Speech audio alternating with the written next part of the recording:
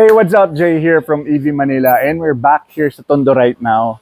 Kasi nakarinig kami ng chismis na lumapag na raw lahat ng bagong units dito sa Motor EVP. So, samahan nyo kami silipin. Pero before that, let's roll that intro muna. And kung di ka pa nakasubscribe, please don't forget to hit that subscribe button. Libre naman yan.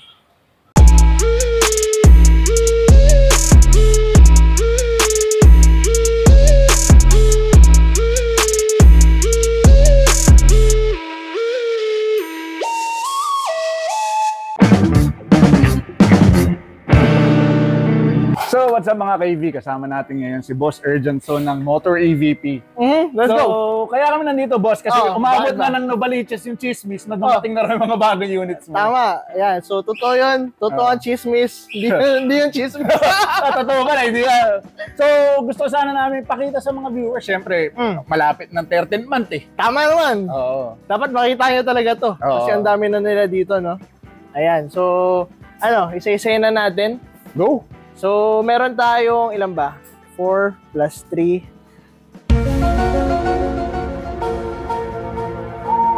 Bobo ko sa mat eh. Isipin mo. Bobo ko sa mat eh. So, more or less, sa 10 sila. More or less. Tama, ikaw rin. 4 plus 4, 8. Plus 3, 11. Ayun. Yun. Okay. So, meron tayong 4 na bagong electric motor. Okay? So, meron tayong entry level, meron tayong mid-end, tsaka high-end. Okay? Isa-isayin natin. Tara, dito tayo. Magpainit muna tayo. Sunbathing ah. Sunbathing. Okay. So, meron tayo number 1, si Raze Astra. Etong Raze Astra na to, napakamura. No? Nasa 25,000 lang presyo yan as of the moment. Electric motorcycle, 25,000 lang. So, kayo makahanap ng ganun. Tapos, with excellent after sales. Tama ba yun, Joseph? Hindi na matindi doon eh. Pero syempre, maganda pakita natin yung specs or sabihin natin. Tama. Isa-isayin natin. So, para syempre, dito pa lang sa video, malason na. Tama. 48 volts, 20H lead acid doon, no? So, lahat ng electric motor natin, lead acid, pero upgradable into lithium-ion battery, no? So, ano ba difference ng lead acid sa lithium-ion? So, number 1, lead acid, mas mabigat. No? So kung gusto nyo gumaan yung unit nyo, papalitan natin ng lithium ion. Then isa pang disadvantage ng lead acid is low performing siya compared sa lithium ion. Pero yan, upgradable naman to lahat. Kung gusto nyo, meron din naman tayong upgrade options dito sa shop. Then yung wattage nito is 700 watts, yung peak power niya. So, meron akong gustong tanong eh, sorry. Sige, go lang. Yung lead acid ba, may BMS ba yun? Wala. Isa So, sa difference yun, no? Isa pa sa mga difference yun. So, yun. Ang isa pa natin kasing advantage pag nag-lithium ion cells kayo, pwede natin lagay sa compartment para waterproof kayo. Galing. Ayan.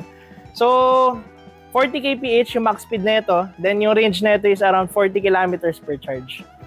Wait lang. Medyo sunbathing dito tayo ngayon, no? Nilabas namin sila para mas makita, no? Yan. So, next natin is si Raze Goblin. Okay? So, ito magandang, isasama ko na sila. Okay? Kilala mo naman si Taurus Tazer, di ba? Ay, syempre naman. Okay. Oo. Alaga mo yun, boy. Oo. So, ito, medyo similar doon. Meron tayong Taurus Tazer, pinagkaiba nila, suspension lang. Dito meron tayong Goblin tsaka Gremlin. Pinagkaiba nila, ilaw lang. Pero same ang specs. Parehong specs, no? Basically, itong dalawang to, 72 volts, 20H lead acid battery, then 2,000 watts yung motor. Lakas na rin ito. Malakas din yan, boy. Oh. It can run up to 60 kph yung max speed. Yung range naman yan nasa 50 kilometers more or less. Okay? Yan, so kung makikita natin, naka-hydraulics na yan, harap-likod. Yung gulong na rin yan, tubeless na, no? 14 inches tires. No? Tapos malaki rin yung compartment. Okay, moving forward. Para mabilis tayo, madami sila eh. Meron tayong Raze Raven. Okay? So, ano naman ang advantage na ito versus sa mga to? Okay, so si Raze Raven naman, ito, yung controller niya, tsaka motor niya branded. So, kung narinig niyo na yung Votol, narinig mo na ba yan? Yes. Oh. Naka-Votol equipped to. Hindi pwedeng hindi mo alam kung nag-e-bike ka or e-scooter. Tama. Oh. So, ang isa pang advantage na ito is yung motor niya. QS motor, narinig mo na rin. Oo naman, syempre. Ayan. Oh. So, ito, yung mga naka-equip dito is high-end and branded yung controllers. Performance parts na sila. Tama, 100%. So, wala ka nang upgrade dito versus sa mga dito. Pero, mas mahal to. So, nasabi ko ba presyo na ito? Hindi ata, no? Ito ay 35,000 lang. Itong dalawa. So, ito, 55,000. Magkano to? 35. Seryoso? Oo, di ba? Napakasulit dito Grabe, no? 35 lang, meron ka ng scooter, no? Tsaka napakaganda ng itsura. Oo. Hindi lang sa itsura, maganda pa performance. Si Race Raven naman, out of the world yung performance. So kung naka-test, pwede ba ako magsabi ng keso? Oh. Okay. So i-compare natin siya kay keso, no? Yung Which stock is na keso. Stock na keso. Si keso kasi yung pinakasikat ngayon eh. Oo. Undeniably. Shoutout kay keso, no? Naka-testing ka na ba ng Joseph? Hindi pa eh. Di pa? Gusto mo ba testing yung power? Okay, so bakit ko kino-compare to kay Keso? Si Keso kasi naka-Votol din, tsaka QS motor yung equip. So ito, parehong-pareho kay Keso. So yung inabol namin, yung power niya, tsaka controller niya. Kasi nga, yun yung parang pinaka-naging standard natin. Pero yan, 55,000 lang. Ayan. So, para malinaw lang mga ka-AV, kinukumpara namin siya sa stock na keso. Kasi maraming upgraded na keso, sabihin matulin, di ba? Tama. Upgraded na yun. Pwede yung pa rin naman i-upgrade lahat yan. Oo. Depende na sa budget nyo. Tsaka, lagi naman yun ang usapan eh, bulsa eh. Tama, ayan. Pero yan, sobrang lakas. Actually, nung first time ko na matesto, hindi nagre-register sa utak ko na pwede pala ganun sa electric motor. Ganun kabilis. Oo. Iniisip ko nga, baka mas malakas. Ito yung gas motor namin, pang-deliver namin, kung nakikita nyo. Parang nasa utak ko, mas mabilis pa rin to kaysa dun. Ganun siya kalakas, no? Ayan. So, ito yung 4 nating selection sa electric motorcycle as of September 29. Forward. Dito na tayo sa hindi maaraw, no? Para cool. Sarap pala hindi sa araw. Ayan. Uy, pogi na ito, Super 73, oh. Ayan, actually. Ito. Mamaya pa natin dadaanan to. Pero ito. Shoutout mo! Uy, baka may shoutout kayo, mga sir. Shoutout, ayan. So, may shoutout ka. Shoutout mo ulit nanay mo. Ayan, so kinuha nila ay si Super 73 S1. Yan yung pinakamura sa Super 73 selection natin. Pinaka-base model yan. Yan yung apat kasi sila eh. Mamaya dadaanan natin. Okay, masyado excited eh, no? Masyado excited. So, tapos na tayo dun sa mga electric scooter kanina sa labas. So, ito naman ang titingnan natin ngayon. Tops! Okay. At anong category nito? Paano mo may categorize to mga to? Hindi ko alam eh. Pero sabi ni Boss Jay kanina, maganda pero magandang isipin na Eskwela Series. So, bakit Eskwela Series? Kasi sobrang spacious ng upuan.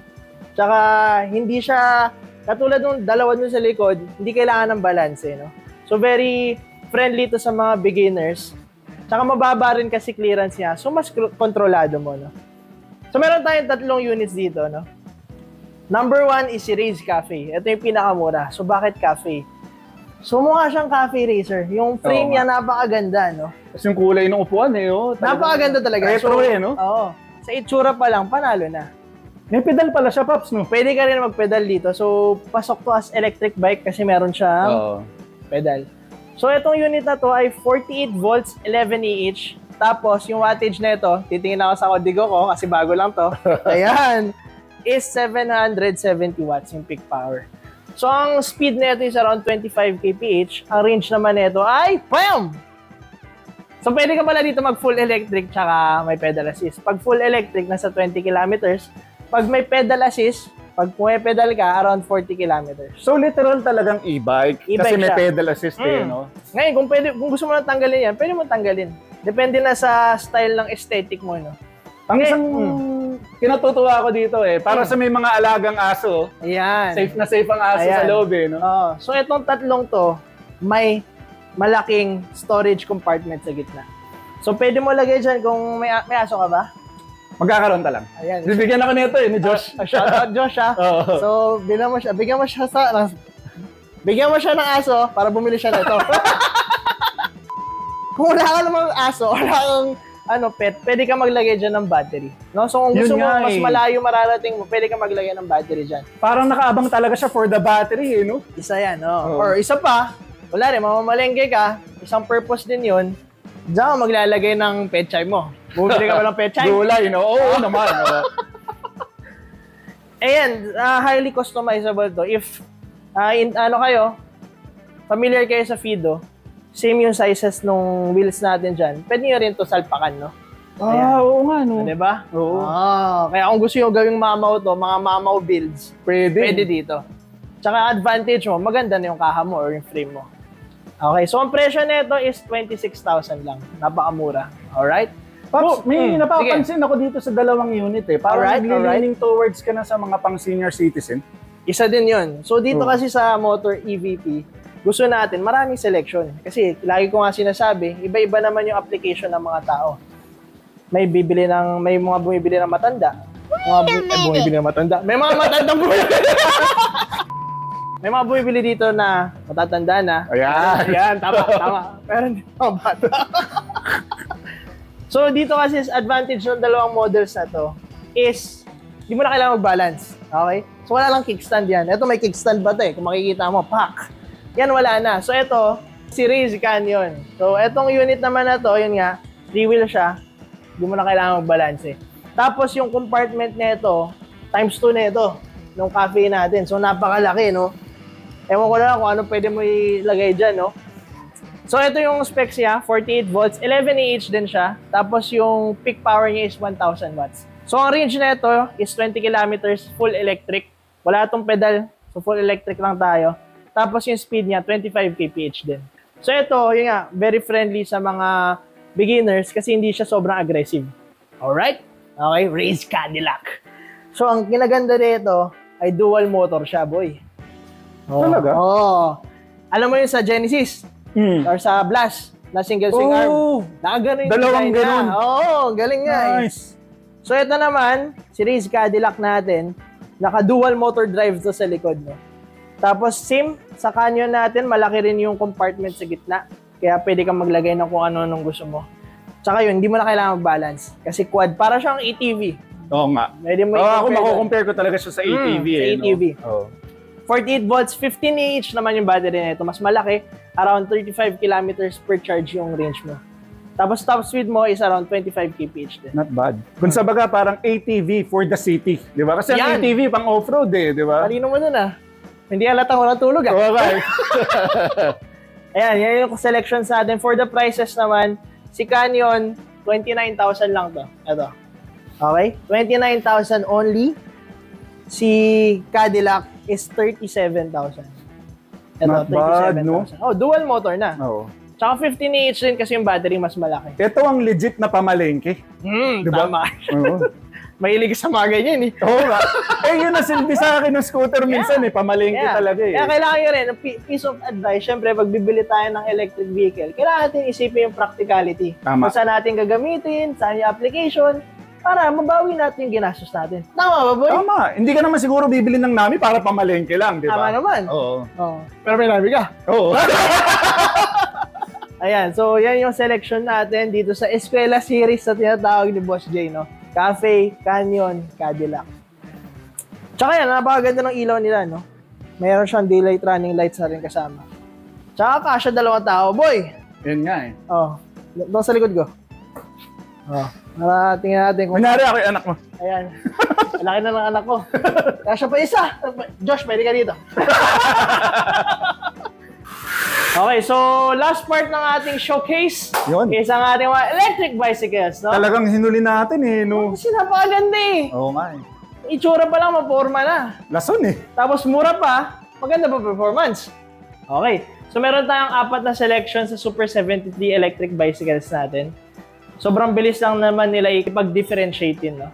So meron tayong si S1, S2, Y1, tsaka RX. Ito ang pinaka-base. Ito ang pinaka-base. Ito ang pinakamura din. Ito rin pinakamababa yung seat height, no? Oo nga eh, magkakaiba sila ng height. Sa mga height ko, ito yung perfect. Sa mga hindi pinalad. Hindi pinalad.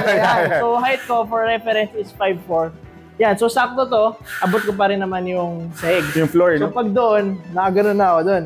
So sa iyo, pwede ka doon. Ayan. Sabihin ko lang yung similarities nila para mas mabilis. So pare-pareho itong 48 volts, 13 Ah, 1000 watts peak wattage. Around 45 kph yung max speed. Tapos ang range natin, pag full electric, is around 25 kilometers. Not bad. Pwede ka rin dito mag-pedal assist. So ang pedal assist, every time mag-pedal ka, isang revolution, may extra tulak. So pag nagano ka naman, may pedal assist tayo, 45 kilometers yung range na pwede mong maabot. Not bad, no? Not bad. Tsaka, isa pang advantage dyan is pwede ka maglagay ng battery extender. Yun nga, tinitingnan ko to kanina eh. Ang ganda maglagay dito. Tama. Sobrang laki ng pwede yung paglagyan kasi ang laki ng space sa gitna. Ang ano lang dyan, yung mounting natin sa bag. Yun na lang yung iisipin. Yun. Mga ka-EV, kung naghahanap kayo ng inspirasyon para sa Super 73, sobrang dami sa YouTube. Sa US, di ba, yung mga sobrang custom build nila, no? Na mga custom build nila doon. Pwede i-check para magka-idea kayo, para lalo kayong malason sa units. Yun. Yun talaga yun eh. Yun talaga yun. Okay, so isa-isayin natin presyo. Si S1, itong base model natin, ito wala itong suspensions. So naka-rigid fork siya. Wala rin siyang suspension sa likod. Ito more on city riding. This unit, ang presyo na ito ngayon is 35,000 lang. Napakamura. Naka-removable batteries pala to lahat, no? So, ito removable to. Controller natin nandito. So, ang advantage na ito versus sa electric scooters na usual natin binibenta, makita mo saglit, ayan sila. Yan, is ito, mas mataas yung water resistance by 80%, no? Kasi number 1, yung motor natin medyo mataas siya. So, pwede mo malusob sa baha. Siguro mga ilang inches to. Mga 6 inches from the ground kasi yung motor niya. Hindi ka kakabahan eh. Nakaangat yung motor. Tama, so lifted yung motor niya. Number 2, yung battery mo nasa taas din and controller mo andito. So basically, pag nagkapote ka, nakasakay ka, mako-cover mo na yan. Wow, ayos nun ah. Rainproof ka na. Oo nga. Okay. Ngayon, ayan. So ito yung 35,000 natin. Si S1. So ito, ang diferensya pa sa the rest is wala siyang gearing, no? So single speed lang to. Compared sa iba natin sa ibang selection is meron siyang 7-speed Shimano system. Napansin ko naka-turny na nga eh, na Shimano talaga. So no? Legit turny. Shimano, mga ka-EV. Legit yan, Shimano. Shoutout kay Shimano, no? Ayan, so moving forward tayo kay S2. So ito naman si S2, is ang diferensya dito sa S1 is meron siyang front suspension naman. Ayan, naka-hydraulic fork na siya, hydraulic fork no? yan, parang sa Taurus natin. Pero wala siyang suspension sa likod. Ayan, dito sir, pwede mo makita. Boss Josh, ayan. Wala siyang suspension sa likod, pero sa harap meron. And yan, ang advantage niya, meron na siyang Shimano Tourney shifting system. So ito naman 37,000. Kung sa baga, ito pwede mo talagang pedalin eh, no? Pwede mo talagang pedalin niya lahat. Ito, problema mo lang, since single speed, medyo mabigat kung manual talaga. Tama. Oo. So yan, pwede isa pang advantage pala na baka di nyo pa na-consider is pag nalobat kayo, pwede kayo magpedal. Yun. Yan, so makakauwi pa rin kayo. Only range kung only tuhod ka. Tama yun. So yun yung third way of riding to is manual, no? So unlimited range tayo. So meron naman tayo si Y1. So itong Y1 naman natin, 39,000 to. Ang difference niya dun sa dalawang S1 and S2 is full suspension na siya. So yan sa harap, meron siyang hydraulic fork. Din sa likod, meron din siyang suspension. Ayan! Ito palang full sus yan. Full sus. Ano to eh, no? Pambasagan sa Bulacan. Ayan! Sa mga shoutout sa mga taga-Bulacan. Taga-Lubacan, no? O sa Lubacan. Ayan, maganda to pang laban dun, no? Full sus ka na, malaki pa yung gulong, di ba? Malaki pa yung gulong. Tama. Hindi ka delikado sa mga potholes eh, kasi hindi kakainin yung gulong mo eh. Tama ka din dyan. Saka yung isa pa, yung parts nito, while available yan, since bisikleta pa rin to. So itong mga gulong na yan, mabilis yung mahanap yan. Okay, moving forward sa huli. CRX. Okay, CRX naman, pareho yan sa Y1. Pareho siyang full suspension, iba lang yung frame build natin. So makikita nyo, pwede nyo compare. Ilalabas ko konti. Ayan. Para magka-idea kayo. Kung makikita nyo, may letter R dyan. Kung nakikita nyo, kaya siya in RX. Ito naman, may letter Y. Oh, sa frame, no? Ayan. Diba? Makikita nyo. Yan sila. So pareho tong full suspension, pareho rin tong 39,000. Ayan, so yan yung pinakamababa makikita nyo sa buong balat ng Pilipinas. Tama ba, Boss Jay? Tama. Tama. Kasi ito lagpas talaga ng 45,000 to eh, sa mga ibang market. Yan ang target natin dito sa motor, is ibagsak talaga ang presyo. Ayan, yan, dyan tayo kilala. Yung suspension niya, stock ba yan? Stock to, ayan. Uy, adjustable no? Adjustable to, tama. Yung rebound, no? Yan. Nice. So isa pang differentiation nila. Oo. Pero yan, ang solely naman, kung ano yung pipiliin mo dyan, depende rin sa taste mo. Pero importante talaga yung height factor eh. Isa rin yung height factor. O matanong kita, sino pinaka-pogi para sa'yo sa apat? Dito ako. Dito ka? Oo. Para sa akin, ito eh. Ito ako eh, ito. Rigid ka, no? Rigid ako eh. May rin ako sa single speed eh. Pero yan, marami tayong selection dito. Mapa-electric scooter, electric motor, electric bike. Bumisita kayo dito! Yan. So mga ka-EV, kung anong hinahanap nyo, malamang nandito eh. Ayan, diba? dyan, tama. So, bisita kayo dito, Motor EVP. Pwede nyo i-Waze o Google Maps. Motor EVP Tondo. Address natin, 1620 Felix De Leon Street, Tondo. Ayan. Yun. Contact number. Pwede Oo mo nga. sabihin? Oo. 0917-685-1165. Pwede nyo siyang i-chat. Everything. Ayan. Everything all together. Oo. Ayan. So, yun na nga mga ka-EV. Sobrang dami ng bagong units ng Motor EVP. Alam ko magkakaroon pa to eh, hindi lang nagsasalita. May nakita ako doon May kanina eh. nakita siya. Sikreto natin yun. Sikreto Secret na naman. Ito dati sikreto namin Oo to nga Boss eh. J. Ngayon may isa pa tayong secret. Next year Gulat na ako yun. eh, pagsilip ko kanina. Malupit yun. Bago yun ah. Next year na yun ma-release. Oo. Ayan. So, any additional? Subscribe kayo kay EV Manila ha. Oy, thank you. Okay, manood lang. Please don't forget to check din yung YouTube niya and Yes, sir. Facebook. Erdan Like and Gregory subscribe Show. din. Oo. Ayan, so subscribe kayo, like yung video, share nyo na rin para kumalat. EV Manila, hindi ko lang suot yun sa akin. Yun, so mga ka-EV, dito na lang siguro kami ni Boss Erdan. Bisita kayo dito, libre lang naman tumingin, libre rin test ride. So next time, pagbalik natin dito mga ka-EV, iti-test ride natin yung mga unit para malaman niyo rin yung personal na opinion namin ni Josh. Pati si Josh, pasusubukin Shoutout namin. kay Josh. So hanggang dito na lang kami mga ka-EV, Boss Erdan, NJ from EV Manila, signing out. Yes, sir.